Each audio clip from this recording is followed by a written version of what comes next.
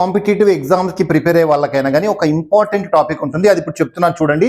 3 minutes పట్టొచ్చు, ఓపిక చూడండి, డెఫినెట్ గా మీకు యూజ్ అవుతుంది.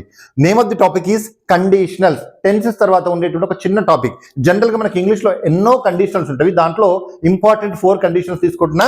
Condition number 1 zero condition, open condition, imaginary condition and unfulfilled condition. అంటే ఏం లేదు, జనరల్ గా సెంటెన్స్ లో 2 clauses రాయాల్సి వచ్చినప్పుడు, అంటే 2 actions మెన్షన్ చేయాల్సి వచ్చినప్పుడు దాంట్లో కాంబినేషన్ అనేది ఉంటుంది. అంటే ఏంటంటే combination is nothing but different types of tenses.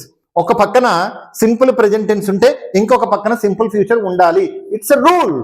ఇలాంటి రూల్స్ గురించి, ఇలాంటి 4 కాంబినేషన్స్ గురించి మనం ఇప్పుడు చూస్తున్నాం. దాంట్లో ఫస్ట్ ఏంటి? Zero condition. ఈ జీరో కండిషన్ లో మనం యూనివర్సల్ ట్రూత్స్ గురించి మాట్లాడతాము. చాలా తక్కువ సందర్భాలలో ఇది ఉంటుంది.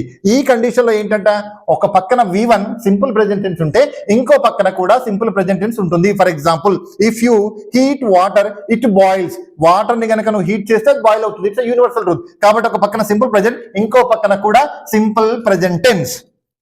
సెకండ్ ఏంటంటే ఓపెన్ కండిషన్. ఓపెన్ కండిషన్ లో ఉండేటువంటి కాంబినేషన్ ఏంటంటే ఒక పక్కన V1 సింపుల్ ప్రెజెంట్ టెన్స్ ఉంటే ఇంకో పక్కన ఏముంటుందంటే will, shall, can, may plus V1 nothing but simple future ఉంటుంది. For example, if you work hard you will pass. ఇక్కడ వర్క్ అనేది ఏంటి? V1. అంటే V1 అంటే ఏంటి? Simple present tense. ఓ పక్కన సింపుల్ ప్రెజెంట్ టెన్స్ ఉంటే ఇంకో పక్కన ఏముండాలి? Simple future. అంటే ఇక్కడ ఏంటంటే ఎగ్జామినేషన్ లో ఒక పక్కన ఇలా ఇచ్చి ఇంకో పక్కన బ్లాంక్ ని బదిలిస్తాడు. మనం రైట్ కాంబినేషన్ కి వెళ్ళాలి. ఎగ్జామినేషన్ లో ఆప్షన్స్ ఏమి ఇస్తాడు? If you work hard you will pass, you would pass, you would have passed, you pass అనేది ఉంటుంది. సో అలా రైట్ కాంబినేషన్ ని పట్టుకోవడానికి ఈ టాపిక్ మనకు యూజ్ అవుతుంది. థర్డ్ కండిషన్ వద్దాం ఒకసారి. Name of the third condition is imaginary condition. అంటే here the things will happen only in the imagination. సరే, ఇక్కడ మీనింగ్ ఏమున్నప్పటికీ ఇక్కడ ఉండేటువంటి కాంబినేషన్ ఏంటి?